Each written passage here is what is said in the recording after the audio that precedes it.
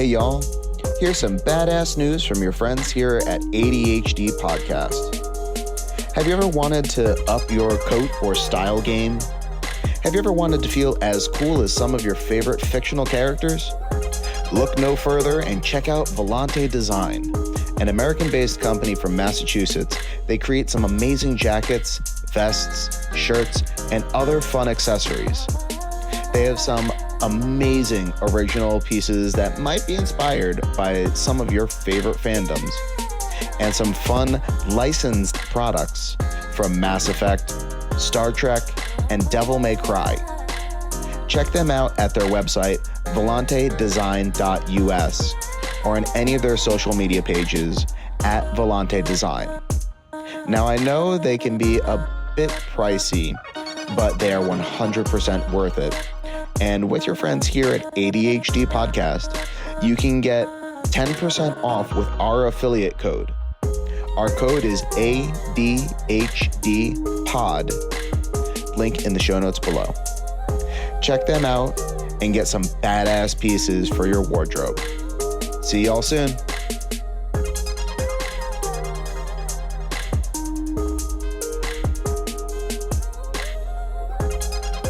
Top of the morning, lads. This is the episode for the lads and plaids and the sassy lassies. Welcome into this special edition of the ADHD Podcast. I am your host, Rob. And I am your host, Steve. This is going to be a fun episode to talk about because we both really enjoy all forms of animation from all over the world. I was about to say. Oh, dear God. What, am I peeking? Oh, we both are. Okay, so I'm going to just be like right here. Is that better? Ish. Yeah, okay. Yeah, no, I just kind of have it away. But since the last episode that we recorded, I have the wind mics on it. So. Oh, okay. Oh, yeah, no, you could definitely hear the AC kick on for. Okay. Yeah. Not even a minute in, and there's going to be a. So anyway, we talk a lot about American animation on this show. We talk a lot about anime on this show, but we really don't dive into too many other different cultures, and we want to change that. Yes. Today, we're going to start talking about Irish animation. I know a lot of people probably don't even realize how much Irish culture and Irish animation make its way into our Western cartoons. Mm-hmm. But today's going to be a great day and a great conversation to get you guys either informed about Irish animation, what's out there, what's the good stuff, a little bit of the history, and then also just getting you guys introduced to some of these great films that are out there, especially if you have the Celtic pride. Mm-hmm. These are going to be movies for you. Mm-hmm. No, definitely. And it's going to be wonderful to talk about a non-stereotypical, like, Irish or Scottish something, like Celtic within American animation, because they're always the butt of the joke. It's like, it's a stereotype. It's very much stereotype casted in American animation, where it's, oh, there's the Irish guy at the bar, or there's the Irish guy flying off the handle saying things that aren't meant for kids' television. Or you have, like, Groundskeeper Willie being the beautiful Scot that he is, but every time that he has to dress up, he's in, his tartan, which 90% of the time looks like it's a Stuart or, like, a Wallace tartan. Yeah, seriously. And it's more than that, too. I mean, obviously, Groundskeeper Willie is a great example for representation of Irish and Celtic and Scottish culture. There's so many others, though. And you got, like, why am I forgetting the character's name from Samurai Jack? Oh, I know who you're talking about. Yeah.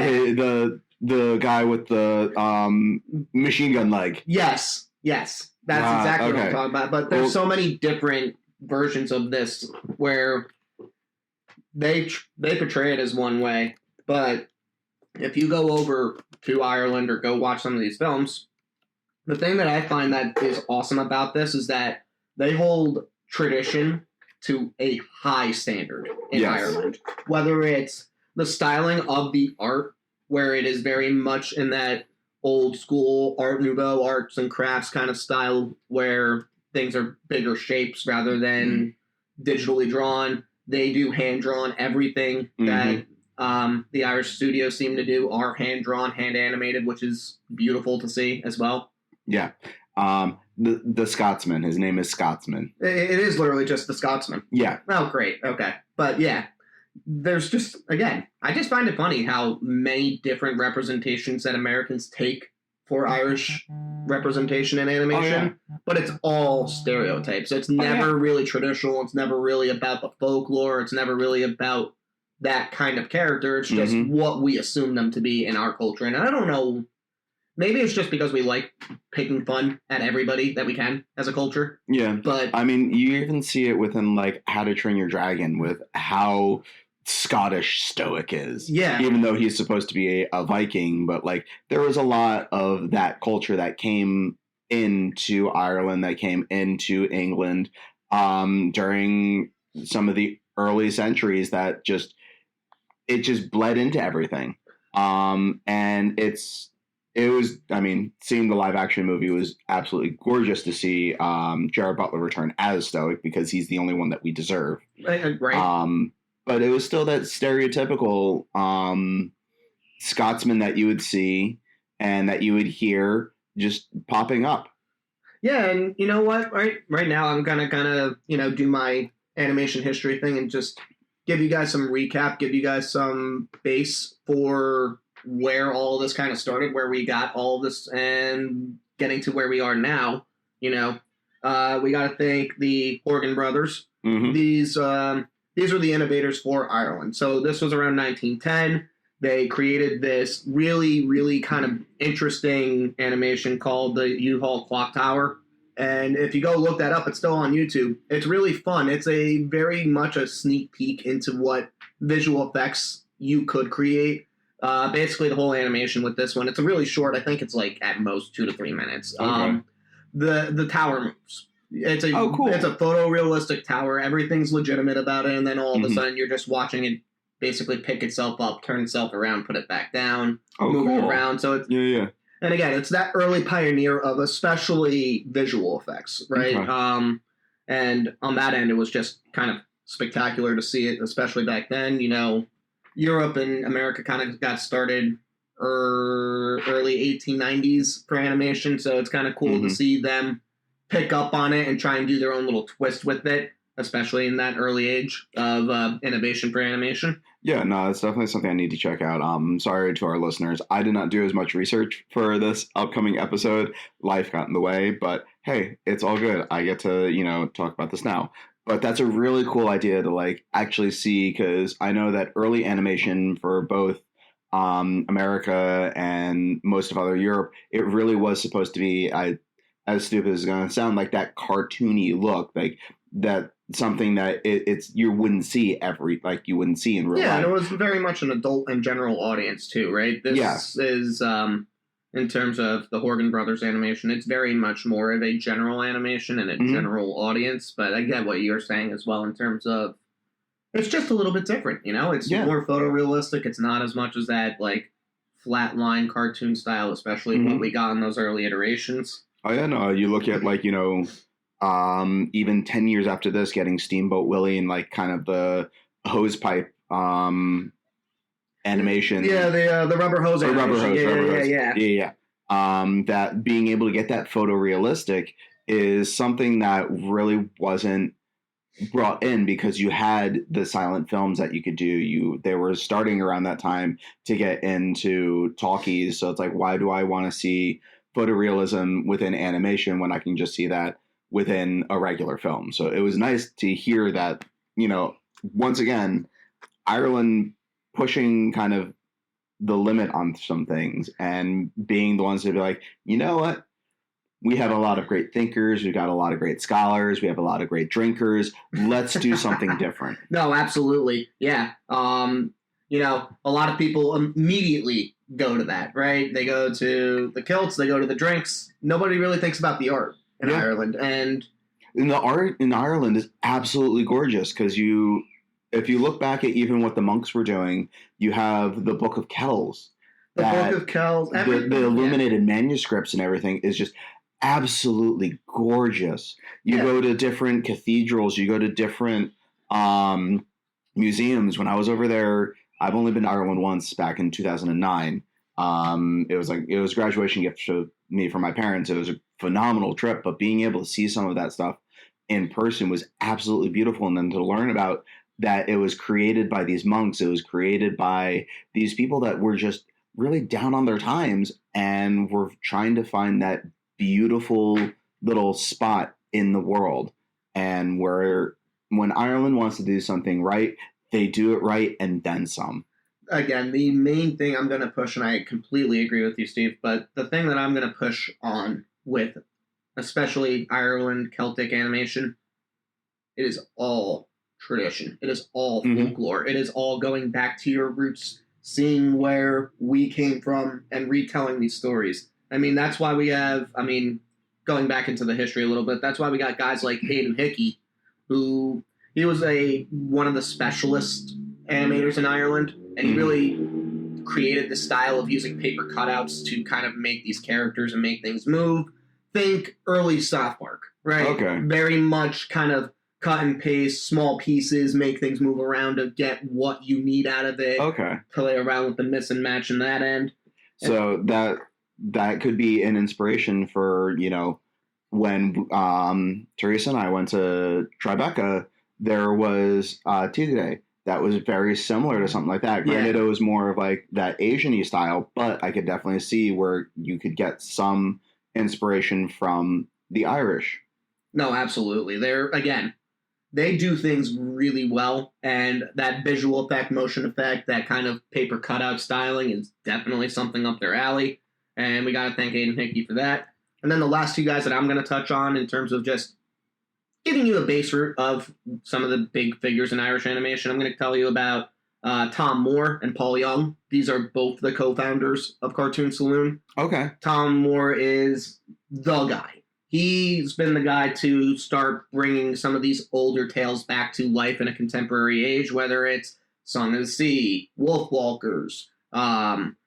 He's been going back, he's looking at this stuff, and the thing that a lot of people love about Tom Moore is his styling and choosing to keep that same kind of illuminated manuscript, that same kind of paper cutout style, and it's just as visually effective as the CGI, as the 3D, and he just brings so much love and care and attention to it with his hand-drawn style, and again, I would say he's kind of mainly responsible, really, for bringing back the tradition of hand-drawn animation, especially in Ireland, but I'm starting to think that this is starting to take more of a worldwide effect, right? Some people are really taking on that style that he presents and goes, I can make something with that. Oh, definitely. I mean, you can see that because I've seen the movie Song of the Sea.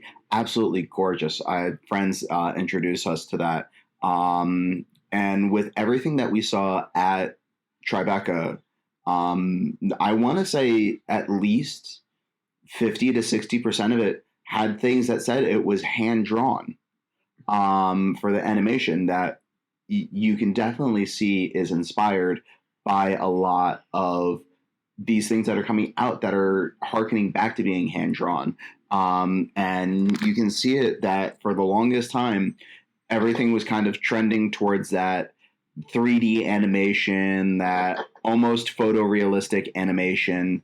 And when Cartoon Saloon came out with some of their first stuff, you could see the love that was put into it that you might not have seen, and Disney, don't come at me, you might not have seen in some of the 3D Disney movies. Like, that there was still like some love and care put into everything, but it was very much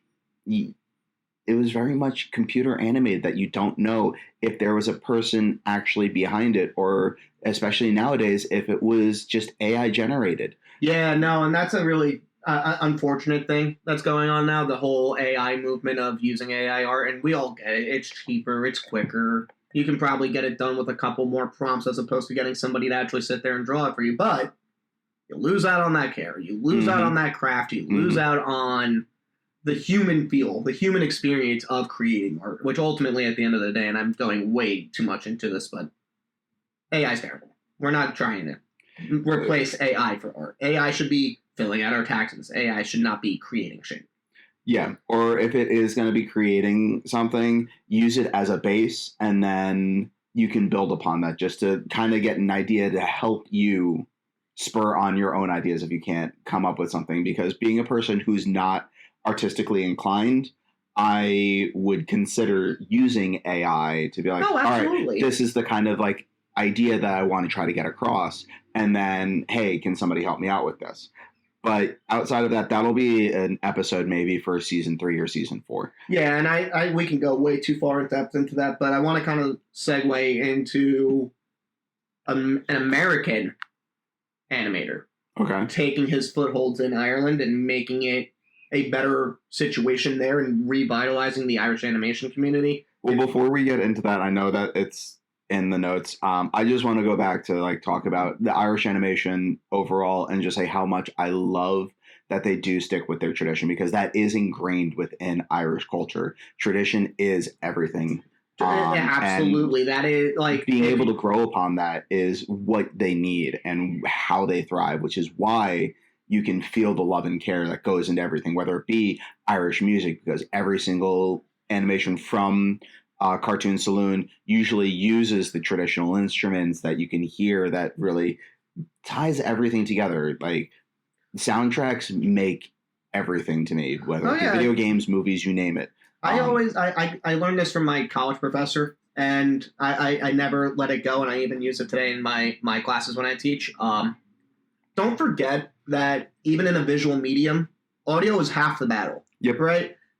You can make something that's so visually stunning and visually gorgeous, but if it doesn't have the soundtrack or if it doesn't match up right, yeah, you're more inclined to turn that off, right? As opposed to, maybe it's not the most technically polished piece of animation, but the soundtrack that goes with it is just outstanding. And and again, totally different part of it, but something like Scott Pilgrim, when we jumped into the anime series, right? It wouldn't have felt the same if we didn't get that Toronto old school rock vibe into it, right? It wouldn't have felt some of the techno that goes into it, because that's a part of the scene. It's absolutely right. It's part of the scene, and it's part of the the I'm trying to think of the right word here, but like the representation of anime with the Toronto styling. It's a fun juxtaposition to kind of keep playing around with, where you got hard heavy metal. Well, not heavy metal. That's a bit dramatic. You got hard rock. Yeah, hard rock. And then you got techno, EDM, K-pop, you got all this other stuff, and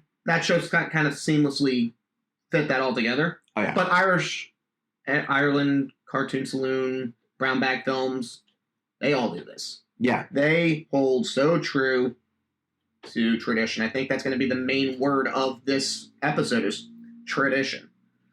Welcome, everybody. Today's episode is brought to you by the word tradition. Let's everybody say it together. 1, 2, 3, tradition. Another thing that I also like, before we get into the next little spot, is like sticking with the word tradition, even outside of the music. I want to say almost every single voice actor that is a part of this is Celtic in some way, whether they're from Ireland, whether they're from the Republic of Ireland, Northern Ireland, Scotland, England, Great Britain as a whole. Anywhere that you have Celtic roots, like you have voice actors that are a part of it, so that you can still get that traditional feel from it. That it's not like an American trying to tell the story and trying to put on an Irish accent that just sounds stereotypical. Yeah, absolutely. And actually kind of segues nice into the next part, but we'll wait on that. But yeah, no, I'd say once we're done with this little bit, it's just great to have that, because that just needs more exposure. There's so many other mediums that get whitewashed or that get something taken out and completely flipped on the script, that it's like, this is supposed to be taking place in, a traditional Japanese like culture, but you have like, Joe Schmo from England trying to do a Japanese accent and like being in that culture. That's like, it just takes it out. Having that music, having those voice actors just brings you in, and you can feel what it could be like, and you can understand the story. It makes it feel so much better. It makes it feel authentic. It makes it feel genuine. It makes it feel like it is supposed to be the way it's supposed to be done. And to your point of the whole whitewashing thing, Hollywood took a big hit on that recently. They're starting to correct themselves, but there's still a lot of work to be done. but you can see how much better some of these voice castings changed over time and made it that much better. The one I'll give you as like a quick example in my head, just because I'm ADD brain thinking about it now, when they switched Missy's character in Big Mouth from the one voice actor who was white, I want to say it was Jenny. No, I forget who it was. Anyway, white girl was voice acting this person. Black girl takes over. Character Missy immediately jumps. Right, gets more development, gets more play, gets a lot more in terms of exploration, and it feels authentic in those seasons. Whereas the first one felt like I was watching a completely different person's experience other than that character. Yes. But let's move on to the next spot. And I know that this animator that we're going to be talking about, even though, yes, they are an American animator, they are an influential American animator and they helped solidify and revitalize Irish animation. You guys probably know who we're going to jump into if you guys are really big fans of this man, but Don Bluth, Bluth Entertainment. He is a Disney vet. He's worked on so many things that you guys know about, but he's also done a whole lot of good in the Irish animation community. He started up his own studio in the mid-'80s with his partner Maurice Sullivan. And in this time here, when he was building the studio out in Ireland, he made sure that 75% of that staff was Irish within a couple of years of that building opening up. Awesome. And again, to that whole idea we were just talking about earlier, make the culture fit. Make it authentic. Make it genuine. Don Bluth saw that, and he knew that if he was going to connect with this audience, he was going to have to do that. Right? And that has to be with every audience. If you want to connect with your audience, you have to know where they're coming from. Whether that be within the entertainment sphere, whether that be within the music sphere, whether that be within the sports sphere, or as it should be within the political sphere, you have to understand who you're working with and get them aboard. Yeah, absolutely. And, you know, it's a big part of it. Collaboration, as we all know, animation is not a one-person job usually. Oh, hell and no. if it is a one-person job, I feel sorry for that one person. That's rough. That's rough to do, a whole animation. That's rough, buddy. That is rough, buddy. And just to keep going off of this idea with this particular studio's influence into animation in general, right? He pioneered, along with Tom Moore, bringing back this idea of hand-drawn animation, that things can be simplified, that things can work out in that regard, right? And he used this idea from a Canada school to train his artists up in Ireland to keep going. And basically, many of these people that worked at Sullivan and Bluth studio are now working in the contemporary studios that we know, Cartoon Saloon, Brown Bag of Animations. And it's really that pipeline that's really started to make the success. And I don't think I wrote it in the notes, but if I'm not mistaken, Tom Moore was a part of this, the guy who actually made Cartoon Saloon. Oh, awesome. So, again, Don Bluth has a major impact in Ireland here. And for those who, you know, may be living under a rock, Don Bluth is a phenomenal animator who worked on things like The Land Before Time, An American Tale, All Dogs Go to Heaven. If you ever got to play the Dragon Quest, or the Dragon's Lair game, not Dragon Quest. Dragon Quest was based on Toriyama. A little bit different. But the Dragon's Lair games, which they're like movies within their own right that you just have to be a part of. He has been just such a big name within the animation sphere that when you get it connected to that too. Yeah. Because he also was a producer on, and I'm sorry, I did not mean to cut you off, but he was also a producer on The Music Man and The Sound of Music. Oh, no crap. Yeah, like he's big time. He's a big deal, Don Bluth. Oh, I'm sorry for your editing, but god damn. Right? Like, he's all of this. And all those animations that you mentioned earlier, right? So, the Land Before Time films. We all loved those here in the States. All Dogs Go to Heaven. We still show that to people in the States. And I show that to my niece and nephew constantly. Yep. And then the other one, what was the other one here? I got An American Tale. Did you know that most of these were produced in Ireland? Yeah. Like, the amazing impact that Don Bluth had to kind of bring that work over to the States, help out in the production of those movies, and now those movies are either so popular that you can say it out loud, Land Before Time, and people know exactly what you're talking about. Or the cult following, An American Tale, where if you say this out loud, not a lot of people know what you're talking about, but then all of a sudden when they start showing you the images and everything clicks together, and it's like, aha! I know that! I remember that! 5-0! 5-0! There's just so many things that, like, are a part of this journey within, especially within, like, you know, the millennial culture, that Don Bluth is as much of a name within our zeitgeist as Disney, as The Lion King, as Pixar. Yeah, like you have DreamWorks. You have one person that you can just be like, I know that animation style when you say their name, especially to anybody who is a millennial. Yeah. And, it's Don Bluth film. I got you. Yeah, it's just like, oh, you're talking about the King's Court? Yeah, I know exactly what movie you're talking about. Wow, that's a name drop. I know. That was a name drop. That was good. Or if they're like, hey, did you ever play the Dragon's Lair games? They're like, oh my god, I hated those games. I wasted so many quarters on those games back in the arcade. Yeah, no, we're that old. Yeah. And then I still like going to arcades. I still like going to arcades. That's one of the things we do when we go down the shore. That's one of the first things we do when we go down the boardwalk. Ooh, I may have to go to the Pinball Museum on Friday. Ooh, that sounds fun. I'm a little jealous. Have fun with that. Oh, dude, I'm gonna be in Asbury. Oh, all right, there we go. So let's go straight light. Yeah.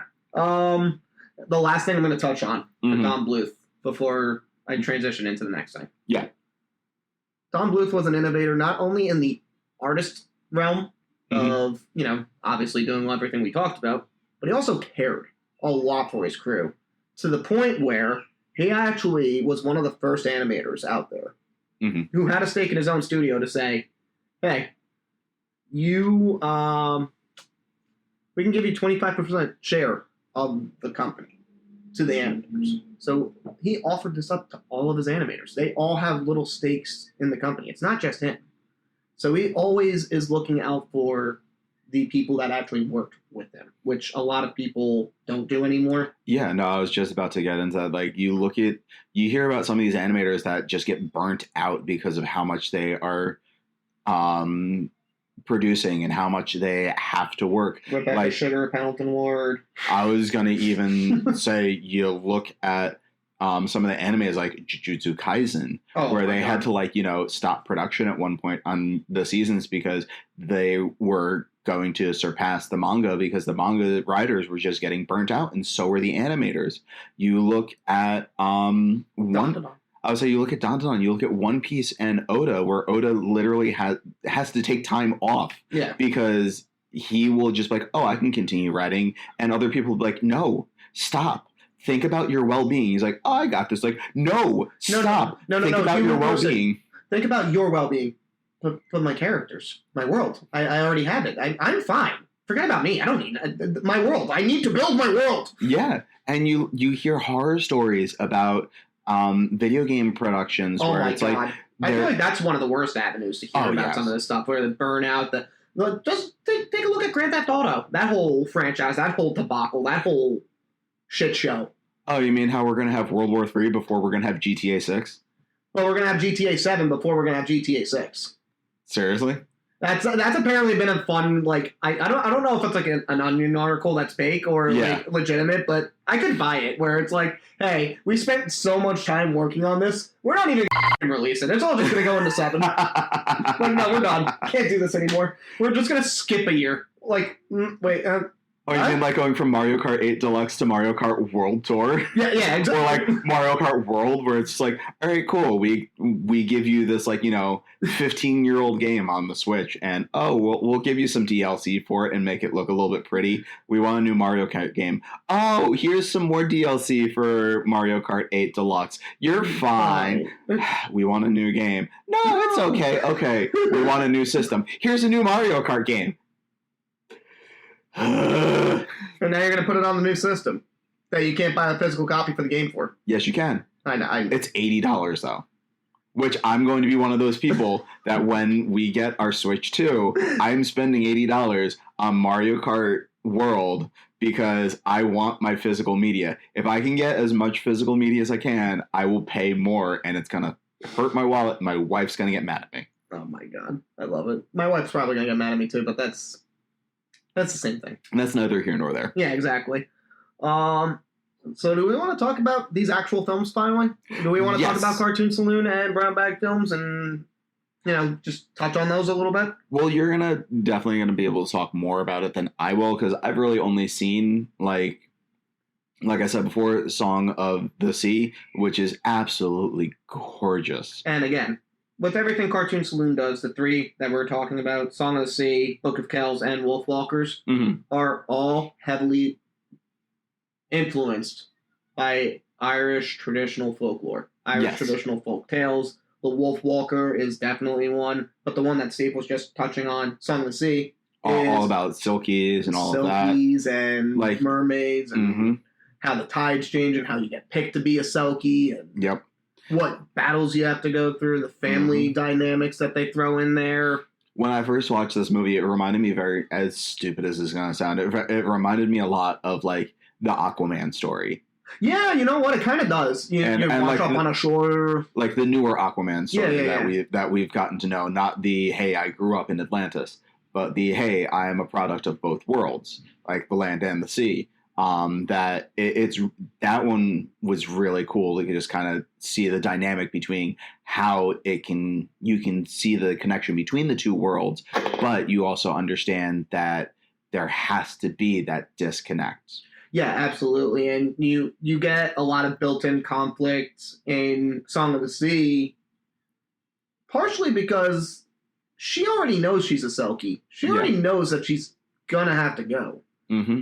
But the older brother, being the older brother, I must protect.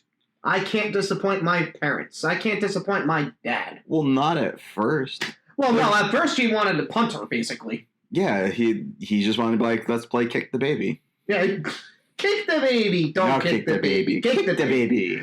But essentially, you're right, though. I mean, this little brat of a brother was just not about it. She's taking all this time away. She lost her mother. And you could see why. But by the end of it, that whole family ties thing and everything that Irish animation and Celtic folklore tends to do, bring people closer through turmoil. And here's your result. Right?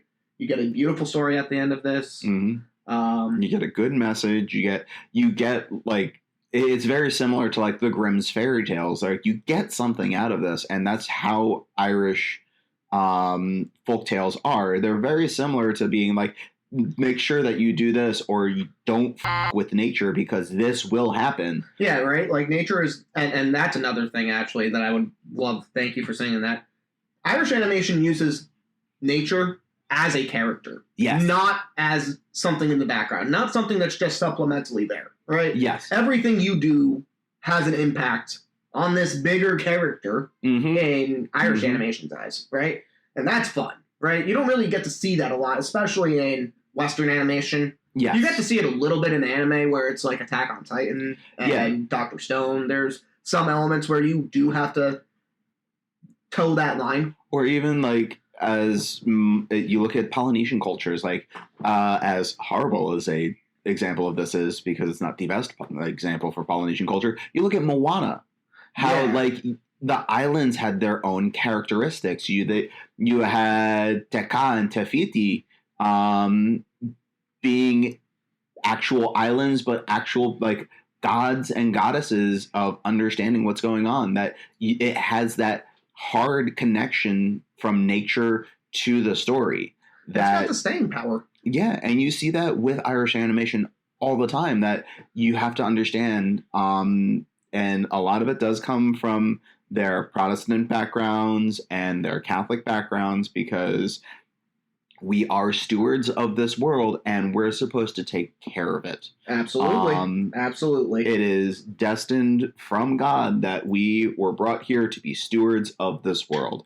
For anybody who is listening that wants to fight me on this, please do. I'm all for having conversations. But you see that built in to these stories. You see that built in that we're trying to be as good as possible. And then when you don't take care of what needs to be taken care of, that's when everything kind of goes pear-shaped.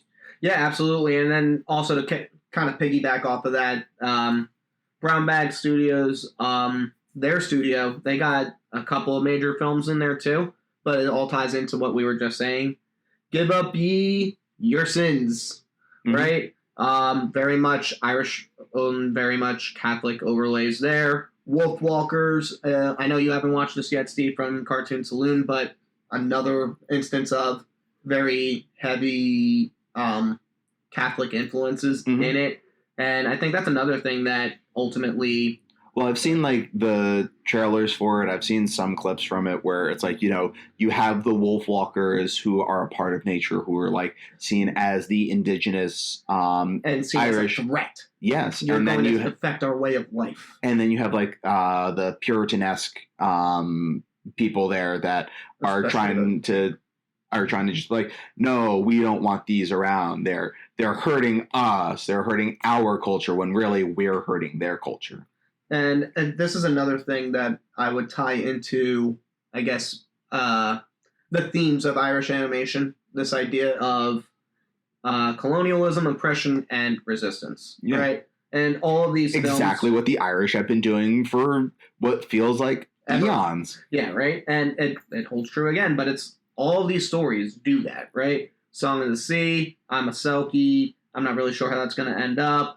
And the idea that the father was oppressing the boy because he wasn't understanding of everything, and the boy's resistance to him going, I want to understand what's going on. You're not being helpful. I'm going to have to figure this out on my own. Yeah. Kind of thing. And like even for the Song of the Sea, like hearing, I think the dad is voiced by Martin McDonagh.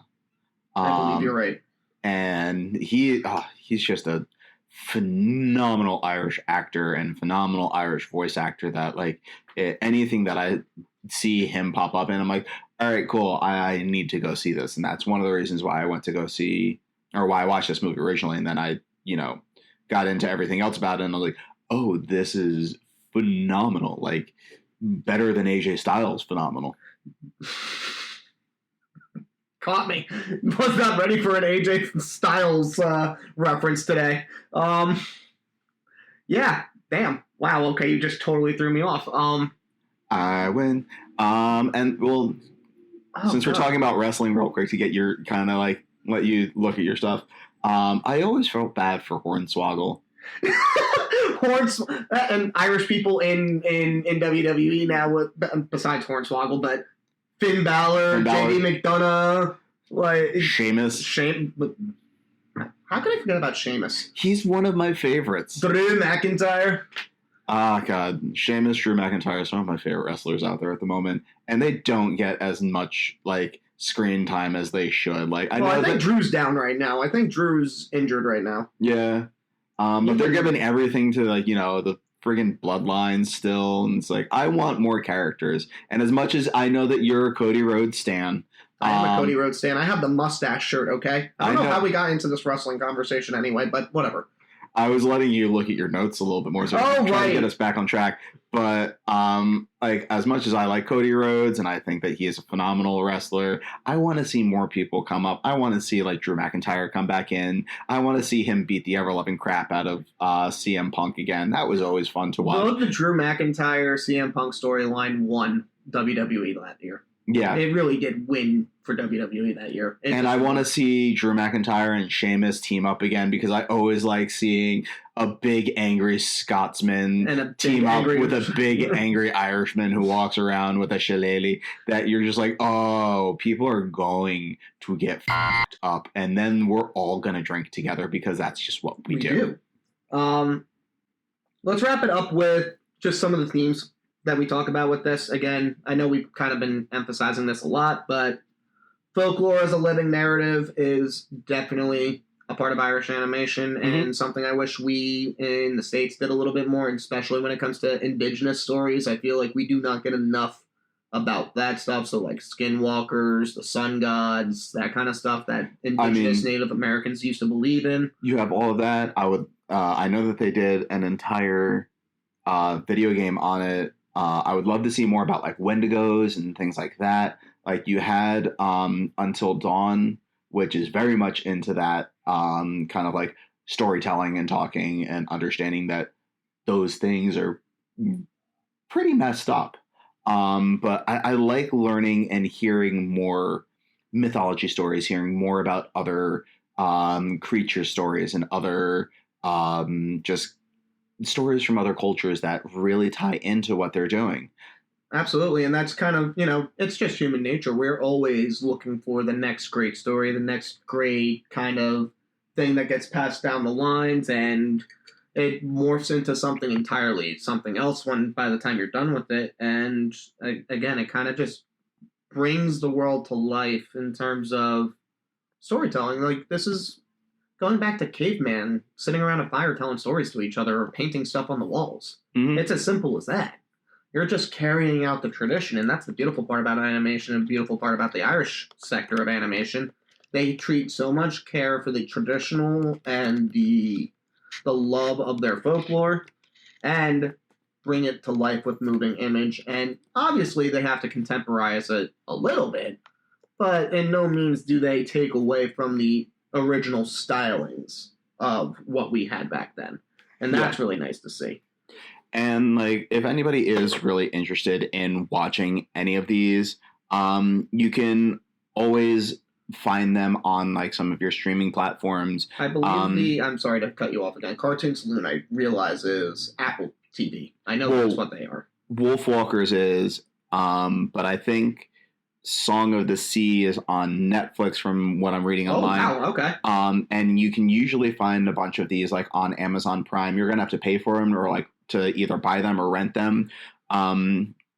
Most of these are, oh my God, I forgot to talk about that, but I'll do it in a second. Most of these you can find like on DVD and Blu-ray if you're physical hunters like me. I like hunting these things down. I have the 3-set DVD of Wolfwalkers, Song of the Sea, and that Book of Kells, that book. That Secret of Kells. Yeah, that.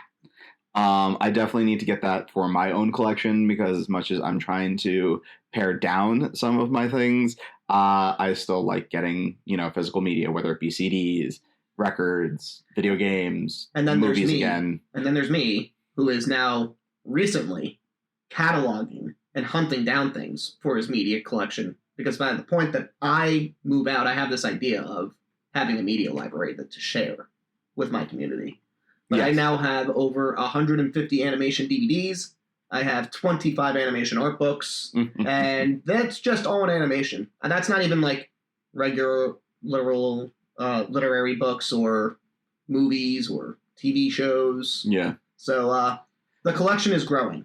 But the one thing that I just realized that I forgot to talk about before when we were talking about Cartoon Saloon and everything, they got a major bump with one of their studios or with one of their little productions because they were in Star Wars Visions Volume 2. Yes. That I completely forgot about that. And I remember going through and watching Star Wars Visions Volume 2 with my wife and absolutely loving that episode and just being like, why does this look so familiar? Like, this is wonderful. Like, the story behind it is great. It tied into a lot of like Irish cultural ideas. And then once we saw the credits, I was just like, Tom Moore, probably. Yeah, I was like, that makes sense. And it was great to see something that is traditional Irish brought into the Star Wars universe, which is very near and dear to my heart. Star Wars it's a hard bridge, honestly. It's a hard bridge to make that gap. Yes and no, because you have the entire Star Wars universe to work through. Do you understand that it seems like every single... Do you have space Celtics up there? Yes, you do. Oh my God. You have space pirates. There's so many different things out there. You've got all of the space Celtics. Because if you look at the Empire, most of them are British. Yeah. You're so right. If you have the British Empire, which, was an actual thing, you're of course going to have space Celts. Yeah. Because that's just a natural progression. How do you fit the pint in the suit? Because you have to take your helmet off. Yeah, we're not Mandalorians. This is not the way. It's not. This is the way. How did we go from wrestling to Star Wars talking about Irish animation? Like, gee, boss. Because it has that wide of an impact. It does, and we're both massive nerds, and we can make a connection anywhere. Oh, yeah, no, it's like that 7 Degrees of Separation or 7 Degrees of Kevin Bacon, however you want to play it. Kevin Bacon. I need to watch that. It's been a while. Which? The 7 Degrees of Kevin Bacon. True. It's been a minute. But really, going to just wrap these 4 points up really quickly and then sign off. The themes and cultural impact for Irish animation, right? Folklore is the living narrative. We touched on that. Nature as a character, not just a backdrop. Obviously, we touched upon that. Yeah, and that's just a massive thing. The idea of colonialism and resistance and oppression in their films. Because, once again, that's a part of their tradition. And the last thing, which I'm sure we all kind of figured out by this point, family, memory, and intergenerational connectedness. You connect to your ancestors. You connect to everybody that has come before you.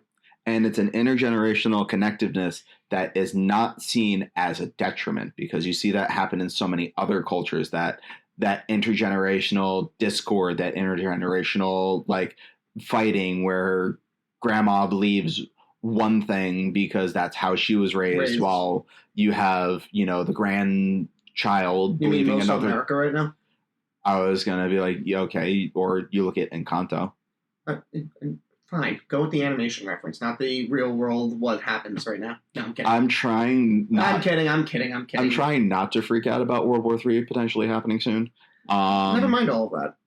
Yeah, no, there's a reason why I've been playing Minish Cap on Switch. It's this adorable littleness that I need something to relieve my brain, because life is lifing. As for me, I got back on my backyard baseball grind since it came out on PS5, and I am so flippin' jazzed about it because I need to pick it up on Switch. I remember as a kid, like 98, 97, 99, when this game actually came out, sitting up with my 3 friends for an all-night sleepover where we completed seasons of backyard baseball because, quote, it was just too much fun. Yeah. No, backyard baseball is so much fun. I hope that now that we have backyard baseball and it's hitting the markets more, that we get some of the other backyard sports. Yeah, we need backyard baseball. I want backyard football back. And then hopefully we can start bringing back in some of the other old school video games of getting maybe an updated version of NBA Jam where you have the 2-on-2. Oh my God, or I was going to say NBA Street. I would love to see that brought back. Or NFL Blitz. Oh God, I want NFL Blitz. NFL Blitz would be great. But the other thing that I'm just thinking about now in terms of these style of games, I wish people would come up with these backyard baseball-esque games again. I felt like we had a lot more of these style of games back then, even an extreme skater game, something, But how do you think we got Tony Hawk Pro Skater? I know, but just imagine it in that backyard baseball style with backyard kids, where it's not Tony Hawk, Ronnie Mullen, all these Bam Margera's gonna be in the new game. I can't wait. Bam's coming back. No, he's so problematic. No, but as a character, he's coming back because he's turned his life around. He really has. I know he has, and I have heard that, but I have a weird personal connection because one of my best friends, his brother, was a really close friend to Bam Margera during the downslide years. Ooh. And I met him, and I just have always had a bad taste in my mouth after that experience. But understandable. I'm always willing to give a guy a second chance. But yeah, no, understandable. But I think that's everything for today's episode. I can't wait to go into the future episodes, right? We're going to have a special guest coming on pretty soon to talk about Filipino animation. We're going to be talking about, we recently talked about Adventure Time. We're going to be talking about a lot of different stuff coming up in the future, guys. Yeah. We've got new seasons coming out pretty soon. We're going to keep recording and hopefully not have a long hiatus like we did last time. Oh, no, we probably will. Because once we get through this season, because we still have a couple more episodes that we need to, work through and get up. But once we get through this season, I think it'll be nice to take a little bit of a break. And I know that when we start to take a break, it'll probably be around the time of wrestling season. So, yeah, unless I can get to convince your wife to come on for an episode, which I doubt will be able to happen. Oh no, I actually did talk to her recently, and she said she would be up for it. So, awesome! I originally thought that there would be no chance that I could ever get my wife on an open air mic, but apparently she's open to it. So she does love animation. She does love media like me. She has a media file, so it definitely would fit in it. It could definitely be a lot of fun. Yeah. And then you get to hear other perspectives. So it's not just Rob and I, spewing our ADHD brain over you guys. It's Rob and somebody else. And my animation history of just regurgitating all this information as if this is common knowledge to most people. Yeah, which it's not. I know, and I do that all the time. I even tell my kids sometimes, like when I'm teaching in the room and I'm going over something specific, I tell them to tell me to stop. Because I know I just ramble and I go and I go. And if I don't get told stop or re-explain something, it's gone. It's totally gone for them. You're like the Energizer Bunny, and I love that about you. Listen, I gotta keep going. No one else is gonna. No one's gonna keep me going.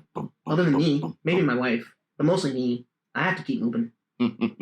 All right, guys. Thank you for listening in to the ADHD podcast. I hope you've learned a little bit more about Irish animation. And I hope you guys go out and watch some of this Irish animation because it is absolutely beautiful. But I've been your host, Steve. I have been your other host, Rob. And I will continue to be.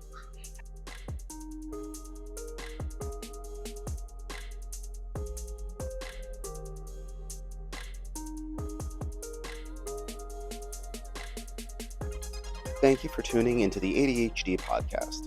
We hope you've enjoyed our nonsense and whimsy. Please make sure to follow us on our social medias.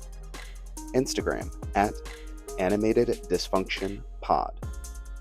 Bluesky at adhdpodcast.bsky.social. And TikTok at animateddysfunc. Links below in the show notes. Check out our merch store on TeePublic. Links for that are also in the show notes. Thank you again for listening, and remember, keep this podcast weird.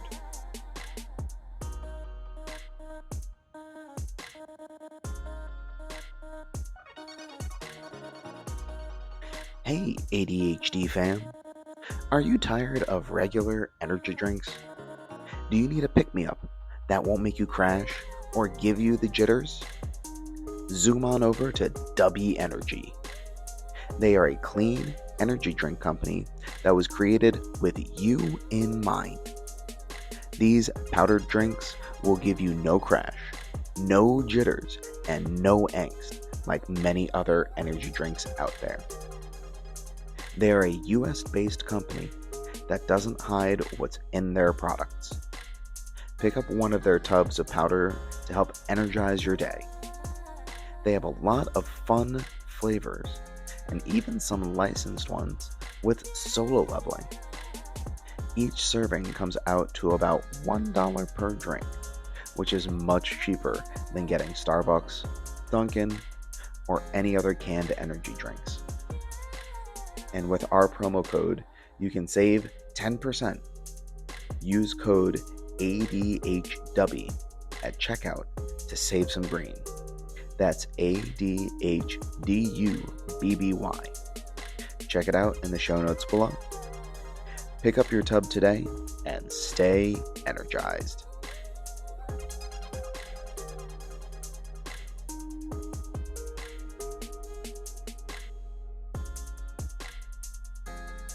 Intro and outro music brought to you by DJ Cutman.